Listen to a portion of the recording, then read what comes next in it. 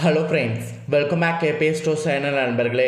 இன்றைக்கி இந்த வீடியோவில் பார்த்தீங்கன்னு வச்சுக்கோங்களேன், மிக மிக எச்சரிக்கையான ஒரு ஆன்மீக ஜோதிட தாள்களை தான் இப்போ இந்த வீடியோவில் அதிரடியாக பார்க்க போகிறோம். எச்சரிக்கையான ஆன்மீக ஜோதிட தாள்கள் என்னங்கிறத பார்க்குறதுக்கு முன்னாடி அதை பற்றிய ஒரு இன்ட்ரோ சொல்லிடுறேன், தெரிஞ்சுக்குங்க. ஜனவரியுடைய 13ஆம் தேதி ஒரு பயங்கரமான நாள். அன்று தமிழ் மாதம் மார்கழியுடைய கடைசி 29ஆம் நாள், கிழமை திங்கக்கிழமை. அன்று பார்த்தீங்கன்னு வச்சுக்கோங்களேன், பௌர்ணமியானது உருவாகுது. பௌர்ணமி மற்றும் கிடையாது, போகி பண்டிகை கூட அன்று. இந்த நாளில் பார்த்தீங்கன்னு வச்சுக்கோங்களேன், கிரகங்களிடையே ஏற்படக்கூடிய மாற்றங்களால் தலையெழுத்து மாறப்போகுது. அப்படி மாறக்கூடிய தலையெழுத்தை அவங்க தெரிஞ்சு பலனடையணுங்கிறதுனால தனுசு ராசியில் பிறந்தவங்களுக்கு என்ன மாற்றம் ஏற்படுங்கிறத ஷேர் பண்ண போகிறேன். தனுசு ராசியில் பிறந்தவங்க உங்கள் ராசிக்கு என்ன மாதிரியான மாற்றம் ஏற்படும் அப்படிங்கிறத தெரிஞ்சுக்குங்க. ஸோ தெரிஞ்சு அந்த மாற்றத்துக்கு ஏற்ப நடந்து பயன்பெறுங்க. ஸோ தனுசு ராசிக்காரங்க உங்களுக்கான பலன்களை தெரிஞ்சுக்கிறதுக்கு முன்னாடி மார்கழி பௌர்ணமியுடைய சிறப்பை ஷேர் பண்ண போகிறேன். மார்கழி பௌர்ணமியுடைய சிறப்பையும் அம்மன் வழிபாட்டால் சுபகாரியங்கள் கைகூடக்கூடிய அந்த சிறப்பையும் ஃபஸ்ட்டு தெரிஞ்சுக்குங்க. ஏன்னா இந்த பௌர்ணமி சாதாரணமாக வரக்கூடிய பௌர்ணமி கிடையாது, ரொம்ப சிறப்பான ஒரு பௌர்ணமி. மற்ற பௌர்ணமி கூட சாதாரணமாக விட்டுறலாம், ஆனால் மார்கழியில் வரக்கூடிய பௌர்ணமி விட முடியாது. ஏன்னா ஆருத்ர அபிஷேகமும் ஆருத்ர தரிசனமும் கிடைக்கக்கூடிய நாள். இந்த பொன்னான நாளில் நம்ம கண்டிப்பாக பார்த்தீங்கன்னு வச்சுக்கோங்களேன், அம்மன் வழிபாடு செய்தாகணும். அதுவும் சுபகாரியங்கள்லாம் நமக்கு கைகூடும். அதுக்கு என்ன வழிபாடு செய்யணும் அப்படிங்கிற ரகசியத்தை உங்களுக்கு ஃபஸ்ட்டு ஷேர் பண்ணுறேன். அதை முதல்ல தெரிஞ்சுக்குங்க. அதற்கு பிறகு உங்கள் ராசிக்கு நடக்கக்கூடிய அந்த விஷயங்களையும் ஷேர் பண்ணுறேன், அதையும் தெரிஞ்சுக்குங்க. வாங்க பார்க்கலாம். அதாவது மார்கழி பௌர்ணமி நாளில் சக்தி சொரூபிணியாக விளங்கக்கூடிய துர்க்கை அம்மனை வழிபட்டால் திருமண தடைகள் உங்களுக்கு நீங்கி விரைவில் திருமண வைபோகமானது கைகூடும். கருத்து வேறுபாடுகளால் பிரிந்த தம்பதியர் மீண்டும் இணைந்து வாழக்கூடிய சூழலானது அமையும். அது மட்டும் இல்லாமல் இந்த பௌர்ணமி நன்னாளில் விரதமிருந்து வழிபாடு செய்தீங்கன்னா ஏராளமான பலன்கள் உங்களுக்கு கிடைக்கும். பௌர்ணமி நாளன்று சக்தி சொரூபி ஆக இருக்கக்கூடிய அன்னையை நீங்கள் துர்க்கையை வழிபடுவது, பூஜை செய்வது மிகவும் சிறப்பான பலன்களை அளிக்கும். அது மட்டும் இல்லாமல் மேலும் சதுரகிரி மலை வழிபாடு, திருவண்ணாமலை கிரிவலம் போன்றவை கூட இந்த நாளில் செய்கிறது சிறப்பானது. மாதந்தோறும் பௌர்ணமி அன்னைக்கு முழு நிலவு வரும். ஆனால் சித்திரை மாதத்தில் வரக்கூடிய சித்ரா பௌர்ணமியும் மார்கழி மாதத்தில் வரக்கூடிய மார்கழி பௌர்ணமியும் மிகவும் சிறப்பு வாய்ந்தது. அனைத்து கிழமைகளில் பௌர்ணமி நாள் வரும், ஆனால் திங்கட்கிழமை வரக்கூடிய பௌர்ணமி சிவபெருமானுக்கு உகந்ததாக கருதப்படுகிறது. திங்கட்கிழமை வரக்கூடிய பௌர்ணமி நாளில் திங்கள் சுக்கிரன் உச்சத்தில் வீச்சிருப்பார்.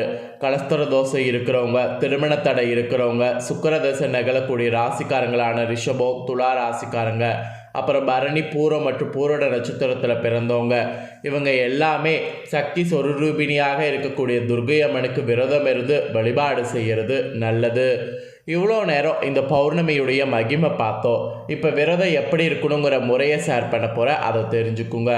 பௌர்ணமி விரதம் இருக்கிறதுக்கு முன்னாடி துர்க்கை அம்மனுக்கு உகந்த ஒரு முக்கியமான வெள்ளை நிற வஸ்திரங்களை எடுத்து அதை சாத்தணும். அனைத்து பூக்களையும் கொண்ட கதம்ப மாலையை அணிவித்து மல்லிகை மலர்களால் அம்மனை அர்ச்சனை செய்யணும். அப்புறம் தேங்காய், பூ, பழங்களை வைத்து வழிபாடு செய்ய வேண்டும். இந்த விரதத்தை நீங்கள் மேற்கொள்வதன் மூலம் திருமணத்தடை இருக்கிறவங்களுக்கு தோஷம் நீங்கி திருமண வைபவம் கூடும். பிரிந்து வாழக்கூடிய கணவன் மனைவியர் ஒன்று சேர்வீங்க. தடைப்பட்ட பணிகள் எதுவாக இருந்தாலும் வெற்றி அடையும். இதெல்லாம் ஐதீகமாக சொல்லப்படுது. அதனால் நம்பிக்கையோட இதை செய்திடுங்க. அப்புறம் இந்த பௌர்ணமி நாளில் கிரிவலம் செல்வது நீங்கள் கண்டிப்பாக செல்லலாம். கிரிவலம் இன்று செல்லும்போது உங்களுக்கு மனதில் பார்த்தீங்கன்னு வச்சுக்கல ஒரு தெம்பானது ஏற்படும். அதனால் கிரிவலம் செல்லலாம். இது எல்லாத்த விட இந்த நாளில் ஆருத்ர தரிசனமானது நடைபெறும். அனைத்து சிவ ஆலயங்கள்லையுமே நடைபெறும். ஆருத்ர தரிசனமானது நடராஜர் சிவகாமியோடு 1000 கால் மண்டபத்தில் சிறப்பு அலங்காரத்தில் எழுந்தருளி பக்தர்களுக்கு அருள் பாலிப்பார். அங்கு மட்டும் கிடையாது, சிவன் இருக்கக்கூடிய எல்லா ஆலயங்கள்லையுமே நடக்கும்.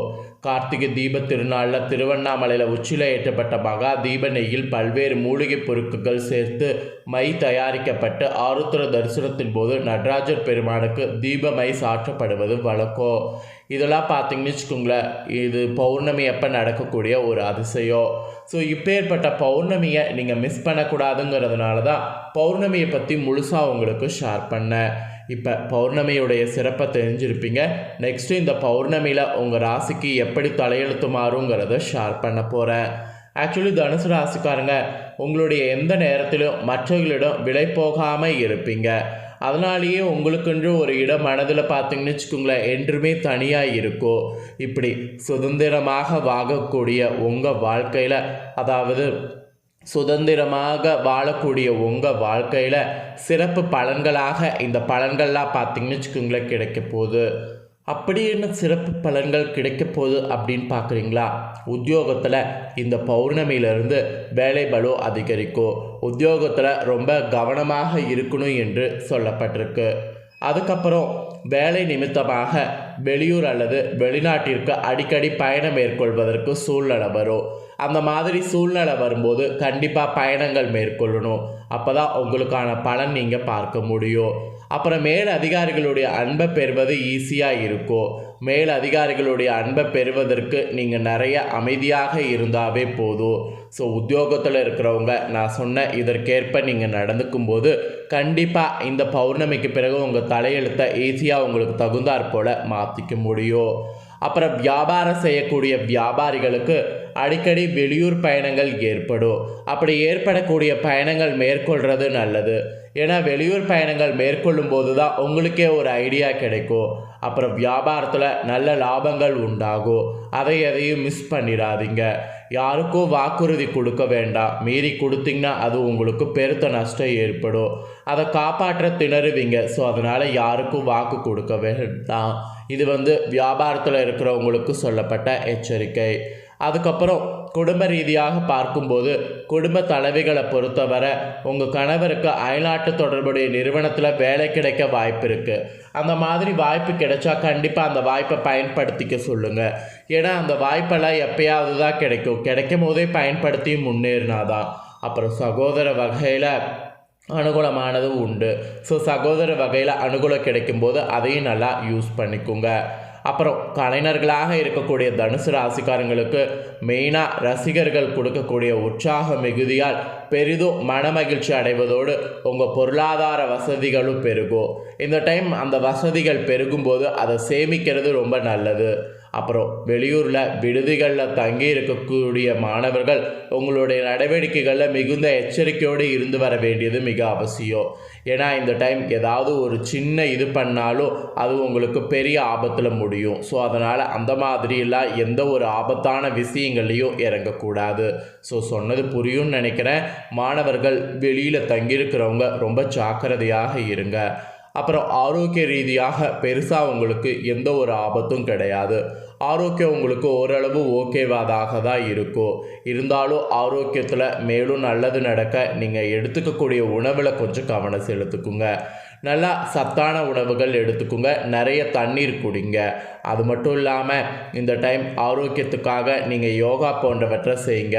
அதெல்லாம் செய்யும்போது உங்களுக்கே ஒரு விதமான தெம்பு ஏற்படும். ஸோ மனதில் ஒரு தெளிவு இருந்தால் தான் நீங்கள் செய்யக்கூடிய காரியம் வெற்றி அடையும். அதனால் நீங்கள் மனதில் தெம்பாக இருக்கிறதுக்கு யோகா போன்ற விஷயங்கள் செய்யுங்க. இதுதான் உங்களுக்கு மொத்தமாக சொல்லப்பட்ட பலன். ஆக்சுவலி உங்களோட ராசிக்கு இந்த பௌர்ணமியிலிருந்து தலையெழுத்து இந்த மாதிரி தாங்க இருக்க போகுது. இதற்கேற்ப நடந்து பலனடைங்க. உங்களுக்கான பரிகாரமாக என்ன பரிகாரமானது சொல்லப்பட்டிருக்குன்னா, இந்த நாளில் நீங்கள் ராகவேந்திராவை மனதார நினைத்து மஞ்சள் மாலை அணிவித்து வழிபாடு செய்யணுமா. இதை ஒன்று செய்தாவே உங்களுக்கு கோடி நன்மை நடக்குமா. அதனால் இதை ஒன்று மட்டும் மறக்காமல் செய்து பயன்பெறுங்க. ஸோ இந்த முக்கியமான தாள்களை நீங்கள் பார்த்தது போல் உங்கள் ஃப்ரெண்ட்ஸ் ஃபேமிலியில் இருக்கவங்களும் பார்த்து பலனடையணும்னு நினச்சிங்கன்னா வீடியோ லைக் பண்ணி ஷேர் பண்ணுங்கள். உங்கள் ஃப்ரெண்ட்ஸ் ஃபேமிலியில் இருக்கிறவங்களும் வீடியோ பார்க்கட்டும். அவங்களும் அவங்களோட ராசி தனுசு ராசியாக இருந்ததுன்னா இந்த முக்கியமான தாள்களை இந்த வீடியோ மூலிமா நான் சொல்கிறத தெரிஞ்சு இதற்கேற்ப நடந்து பயன்பெறட்டும். போடுவோம். மேலும் இதே போல் புதிய அப்டேட்டான நிறைய வீடியோ நம்ம சேனலில் போடப்படும். அதை எல்லாத்தையுமே உடனுக்குடனே தெரிந்து கொள்ள மறக்காமல் நம்ம சேனலை சப்ஸ்கிரைப் பண்ணுங்கள். கூட பெல் பண்ண ப்ரெஸ் பண்ணுங்கள். அதை பண்ணிங்கன்னா நான் போடுற மற்ற அப்டேட்டான எல்லா வீடியோஸும் உடனுக்குடனே தெரிந்து கொள்ளலாம். ஸோ மறக்காமல் பண்ணுங்கள். நெக்ஸ்ட்டு இதே போல் சுவாரஸ்யமாக வேறொரு புதிய அப்டேட்டான தாள்களோடு மெயினாக இன்னொரு புதிய வீடியோவில் உங்களை சந்திக்கிறேன். ஸோ சப்ஸ்கிரைப் பண்ணாமல் இருக்கிறவங்க சப்ஸ்கிரைப் பண்ணி பெல் பண்ண ப்ரெஸ் பண்ணுங்க. அதை மட்டும் பண்ணிட்டீங்கன்னு வச்சுக்கோங்களேன், நான் போடுற எல்லா வீடியோவுமே தெரிஞ்சுக்கொள்ளலாம். தேங்க்யூ.